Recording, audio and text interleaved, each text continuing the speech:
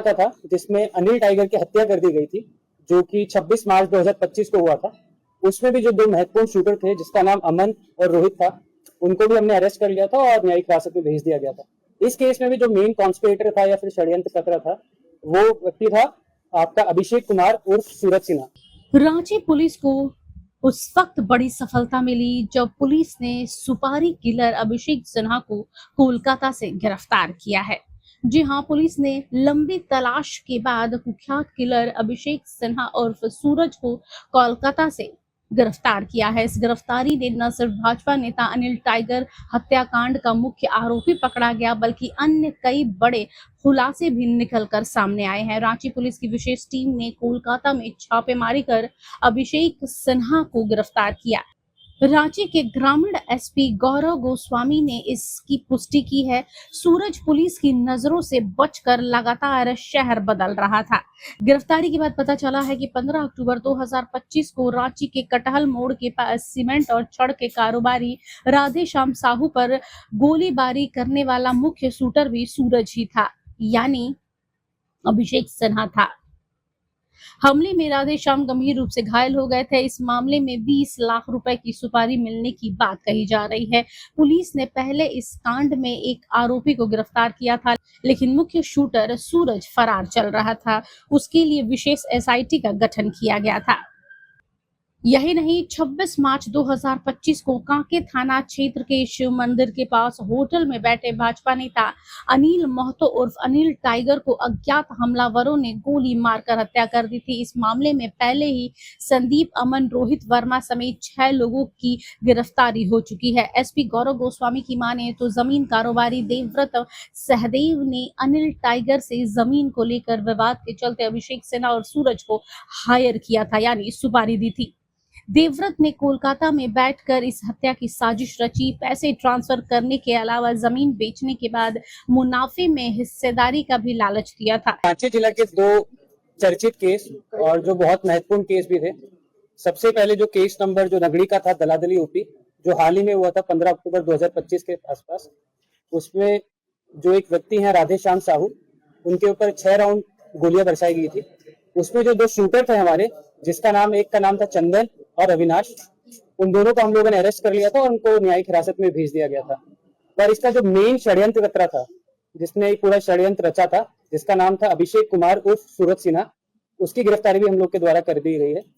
और दूसरा केस जो कि कांके थाना का था, जिसमें अनिल टाइगर की हत्या कर दी गई थी, जो कि 26 मार्च 2025 को हुआ था।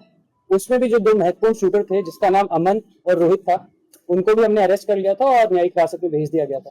इस केस में भी जो मेन कॉन्स्पिरेटर था या फिर षड्यंत्रकर्ता था, वो व्यक्ति था आपका अभिषेक कुमार उर्फ सूरज सिन्हा। तो आप लोग इस केस के बारे में बताते चलते हैं। सबसे पहले जो अनिल टाइगर का जो केस हुआ था, जिसमें उनकी हत्या कर दी गई थी, तो उसमें जो मेन आदमी था वह सूरज सिन्हा था। जमीन संबंधी विवाद था। उस विवाद में सूरज सिन्हा को कॉन्ट्रैक्चुअल किलिंग के लिए एक सुपारी मिली थी, जिसमें उसे अनिल टाइगर की हत्या करनी थी। उसे टोटल 5 लाख रुपए दिए गए थे इस काम को करने के लिए। और उस 5 लाख की बदौलत उसने 2 लड़कों को हायर किया, जिसका नाम था, एक का नाम था अमन और दूसरे का नाम था रोहित, जिससे उसने गोलियां चलवाई। और उस समय अनफॉर्चुनेटली अनिल टाइगर की उसी समय मृत्यु हो गई थी। और दूसरा केस है आपका राधेश्याम साहू, जो हाल ही में हुआ था 15 अक्टूबर 2025 में। इसमें भी इसने कॉन्ट्रैक्चुअल किलिंग वाला काम लिया था और इसमें टोटल जो सुपारी इसके द्वारा मांगी गई थी वो 20 लाख रुपए की थी। ये अगेन जमीन संबंधी बात था। इसमें और क्या क्या डिटेल्स हैं उस पर हम लोग बाद में जानकारी आप लोग के साथ साझा करेंगे जब इसे पुलिस रिमांड पे लाया जाएगा। इसमें भी इसने 2 लड़कों को हायर किया था, एक का नाम था चंदन, दूसरे का नाम था अविनाश। इन दोनों को भी हम लोग अरेस्ट कर चुके हैं और उन्हें भी क्या कहते हैं न्यायिक हिरासत में भेज चुके हैं। देखिए, आप सभी को बताते चले कि जो अभिषेक कुमार उर्फ सूरज सिन्हा है, इसका अगर आपराधिक इतिहास आप खोजिएगा तो तकरीबन 4 या 5 केसेस हैं इसके ऊपर। और जितने भी केसेस हैं इसके ऊपर इंपॉर्टेंट और बहुत ज्यादा सेंसिटिव केसेस हैं। सबसे पहला जो उसने अपना कांड किया था, जब ये सिर्फ महज 22 साल का था, एक व्यक्ति की हत्या कर दी गई थी। जीआरपी में ये केस दर्ज हुआ था बोकारो में। तो महज 22 साल की उम्र में इसने एक अपना सबसे पहला हत्या किया था। उसके बाद जितने भी आर्म्स एक्ट के केसेस हैं और हत्या के केसेस हैं, उन सब में इसकी संलिप्तता रही है। तो एक तरह से देखा जाए तो 3 ऐसे केसेस हैं जिसमें इसने हत्या का कहीं ना कहीं पे जिम्मा लिया है कहीं पे ये रैकी करता था, कई ऐसे कांड है जहाँ पे इसने खुद गोली चलाई है। तो इसका पकड़ाया जाना रांची पुलिस के लिए काफी समय से सरदर्द बना हुआ था। और आप लोग को बताते भी चलें कि इसने ओपन चैलेंज किया था, जो कि हमें काफी माध्यम से पता चला था कि रांची पुलिस हमको पकड़ के दिखाए। और क्योंकि काफी गंभीर मामला था, तो इसको देखते हुए वरीय पुलिस अधीक्षक महोदय द्वारा तकरीबन 5 या 6 महीने से इसको लेके हम लोग 3 या 4 स्टेट्स में छापेमारी कर रहे थे। वेस्ट बंगाल हो गया, यूपी हो गया, बिहार हो गया, उड़ीसा हो गया। तो इसके बारे में हमें जानकारी कहीं ना कहीं पे कुछ ना कुछ मिलती रहती थी। हाल ही में एक जानकारी हमें पता चली कि ये वेस्ट बंगाल में कलकत्ता के आसपास कहीं पे रह रहा है और इसने अपना नाम बदल लिया था। इसने जिस नाम से वहां पे रह रहा था, इसका नाम था राजीव कुमार, और ये पिछले 6 या 8 महीने से वहां पे रह रहा था और वहां के लोगों से घुल मिल गया था और वहां पे छोटा मोटा काम करता था, दुकान वगैरह का। और वहां पे किसी व्यक्ति को कोई आइडिया नहीं था कि ये आदमी है क्या। और इसकी सूचना वरीय पुलिस अधीक्षक महोदय को मिली थी गोपनीय रूप से किसी माध्यम से। उसी टाइम पे जो हमारी कलकत्ता के आसपास ऑलरेडी टीम थी जो छापामारी वहां पे कर रही थी, वह वहां पर पहुंची और पूछताछ के लिए फिर इसे हिरासत में लिया गया हम लोग के द्वारा। और जब हम लोगों ने गहनता से इससे पूछताछ की है, तो जितने भी अपराध इसके द्वारा किए गए दोनों केसेस में, जो अनिल टाइगर की हत्या का मामला था उसमें भी, और दूसरा राधेश्याम साहू के ऊपर जो अभी गोली चलाई गई थी उसमें भी, इसने अपने जुर्म को स्वीकार किया है। एक चीज और बताएंगे, इसका जो इतना कॉन्फिडेंट रहता था ये कि हमको पुलिस नहीं पकड़ सकती है, इसका रीजन मेन ये था कि इसको लगता था कि हम फोन यूज नहीं करते और जितने भी प्रतिबंधित ऐप हैं, जैसे मान लीजिए जांगी ऐप है या फिर और कोई ऐप हो गया, उसका प्रयोग ये करता था। और ये खुद का फोन इस्तेमाल ना करके किसी भी राहगीर का फोन ले लेता था, उस पर कोई एप्लीकेशन इंस्टॉल करता था या उसे कॉन्फिडेंस में ले लेता था और उसका फोन यूज करके किसी को भी डराना, धमकाना, कॉन्ट्रैक्चुअल किलिंग का काम ले लेना, इस तरीके से ऑपरेट करता था।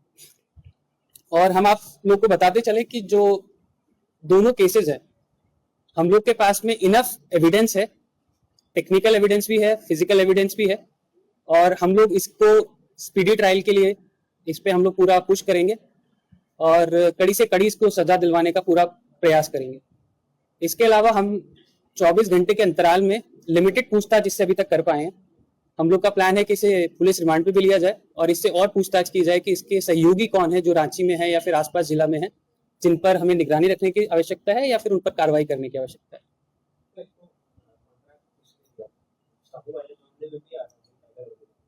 देखिए देखिए वो सारे सबूत हमारे पास में हैं। जैसे अनिल टाइगर वाले केस में जो कॉन्ट्रैक्चुअल किलिंग के लिए से जो दिया गया था, देवव्रत नाथ सहदेव एक व्यक्ति हैं जिनके द्वारा इसे 5 लाख रुपए दिए गए थे। और जो हाल वाला मामला है राधेश्याम साहू वाला, उसमें हम लोग इससे इतना गहनता से पूछताछ अभी नहीं कर पाए, बट जैसे मैंने आपको बताया कि हम लोग इसे पुलिस रिमांड पे लेंगे और उसके बाद इस बिंदु पर भी हम आप लोग के साथ जो इन्फॉर्मेशन हमारे पास में आएगी वो साझा करेंगे। सर, कोलकाता में रहकर नेक्सस चला रहा था। देखिए हाँ, कोलकाता में रहकर भी एक्टिव था, पर हमेशा ये एलिबाई ले लेता था कि हम जहाँ पे घटना हो रही है वहां पे उस घटना स्थल पर नहीं है। पर जैसे फिर से मैं आपको बता रहा हूँ कि जो भी प्रतिबंधित ऐप हैं उनका इस्तेमाल ये करता था, और जांगी हो गया या फिर इंस्टाग्राम हो गया, उनको भी यूज करता था। इंस्टाग्राम के मैसेजेस मैसेंजर पे जाके लोगों से कॉन्ट्रैक्ट करना, जैसे जो हाल ही में जो घटना हुई है जिसमें अमन और ये चंदन और अविनाश के द्वारा जो फायरिंग की गई थी, इसकी जंगी पे ही बात हुई थी इन दोनों व्यक्तियों से, और इसका अभी भी कहना यही है कि हम घटनास्थल पर नहीं थे तो हमारा इन्वॉल्वमेंट नहीं है। परंतु इसके अलावा हमारे पास में टेक्निकल एविडेंसेस हैं जिससे हम प्रूव कर सकते हैं कोर्ट में भी कि ये किसी ना किसी रूप में इस घटना में इन्वॉल्व है।